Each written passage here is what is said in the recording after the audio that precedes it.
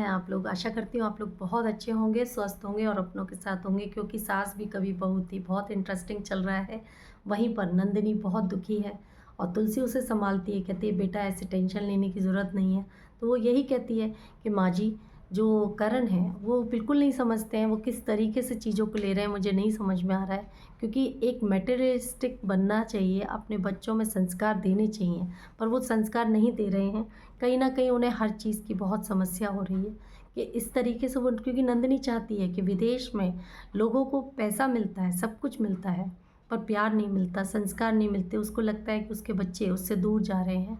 तो कहीं न कहीं तुलसी इस बात को समझाती है कि हाँ, व्यक्ति को ऐसा लगता है कि जब वो खुद दौड़ रहा है, तो उसे लगता है पूरी पृथ्वी मेरे साथ दौड़ रही है और शायद वो मेरे साथ ही आगे बढ़ती जा रही है। और ये पता नहीं है, जब व्यक्ति मुड़कर देखता है तो उसे ऐसा महसूस होता है कि जो पृथ्वी है या जो पुराने लोग हैं वो वहीं के वहीं खड़े हैं, उसका इंतज़ार कर रहे हैं और उस तरीके से उसको मिले। वहीं पर इंद्रा जो है परी से पूछती है ये लड़का कौन था, क्योंकि परी किसी से बाहर बात करती है। परी को गुस्सा आ जाता है, वो अखबार दिखाती है और कहती है माँ जी, आज आप फिर मुझ पर शक कर रही हैं। पहले भी आपने मुझ पर शक किया और आपने ये कहा था कि मैं अपनी बहू को बेटी की तरह मानूंगी। अगर आप मुझे बेटी मानती है तो आप मुझ पर शक क्यों करती हैं? फिर उसके बाद वो कहती है मैं ये न्यूज़पेपर लेने गई थी, वहाँ पर मेरे कॉलेज का एक दोस्त मिल गया था जो मुझसे पूछ रहा था कि यहाँ तुम क्यों आई हो। तो मैंने ये बताया मेरी यहाँ शादी हो गई है। बस इतनी सी बात करके वो अंदर चली जाती है और कहती है थैंक गॉड, आज तो मैंने बात संभाल ली, पर कल को मैं क्या करूँगी, क्योंकि पता है परी कहीं ना कहीं गलत है। और वहीं पर इंदिरा जी सीधा तुलसी से मिलने जाती हैं और कहती हैं कि तुलसी जी, मुझे आज आपसे बात करनी है। तो वो कहती है कि अच्छा, आप गणपति जी से मिलने आए हैं? कहते नहीं, उनसे उनके दर्शन तो मैं बाद में कर लूँगी, पर आपसे मैं बात करना चाहती हूँ। क्या परी का किसी पुराने किसी लड़के से कोई रिश्ता था? तो एकदम तुलसी भड़क जाती है और गुस्सा होती है कि नहीं, ऐसा कुछ नहीं था। कहते नहीं इंदिरा जी, जैसा बोलती हैं तुलसी से कि देखिए आजकल ऐसा हो रहा है कि शादी तो कर लेती हैं लड़कियां, पर किसी और से संबंध होते हैं, फिर वो कुछ ऊट पटांग करती हैं, लड़कों को मारती हैं, तो ये मेरे को बर्दाश्त नहीं है, मैं ऐसा बर्दाश्त नहीं कर पाऊँगी। तो तुलसी जैसे ही ये बात सुनती है, एकदम उसका दिल टूट जाता है और वो इंदिरा तो चली जाती हैं। पर तुलसी नंदिनी से कहती है कि मेरी तो परी ऐसा नहीं कर सकती है। वो ऐसा कैसे कह सकती है इंदिरा?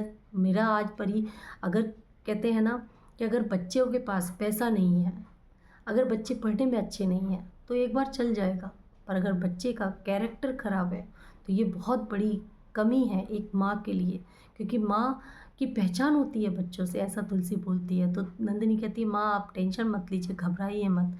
वहीं पर थोड़ी देर में देखते हैं मीर और नोएना एक दूसरे से टकरा जाते हैं, क्योंकि जॉगिंग कर रहे होते हैं सुबह सुबह।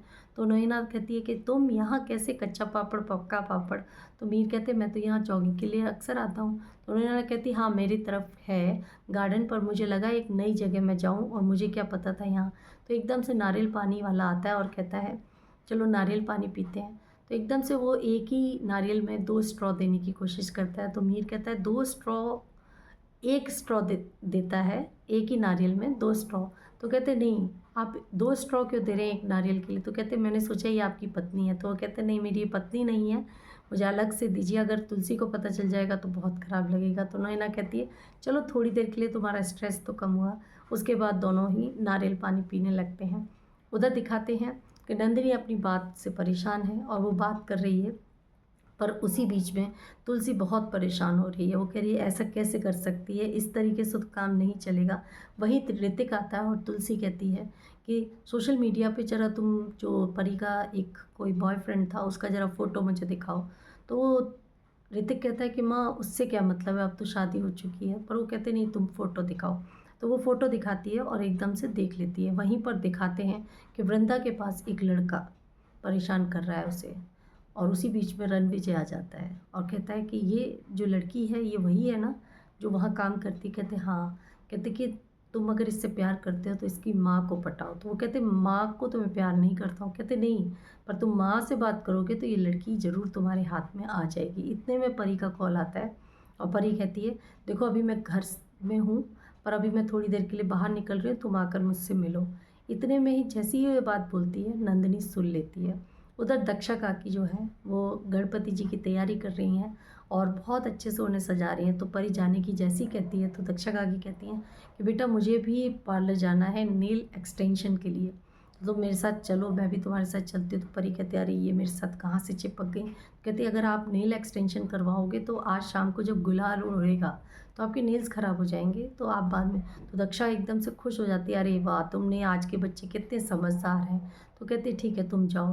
तो वो परी सोचती है थैंक गॉड मैं बच गई। पर कहीं ना कहीं तुलसी को नंदिनी बुलाती है और कहती है माँ, मुझे ऐसा लगता है कि अभी परी ने उसी लड़के से बात की है। तो एकदम जैसी सुनती है तुलसी, तो दक्षा काकी को कहती है कि हम मंदिर गणपति जी के लिए कुछ लेने जा रहे हैं, मैं और नंदिनी अभी थोड़ी देर में आते हैं।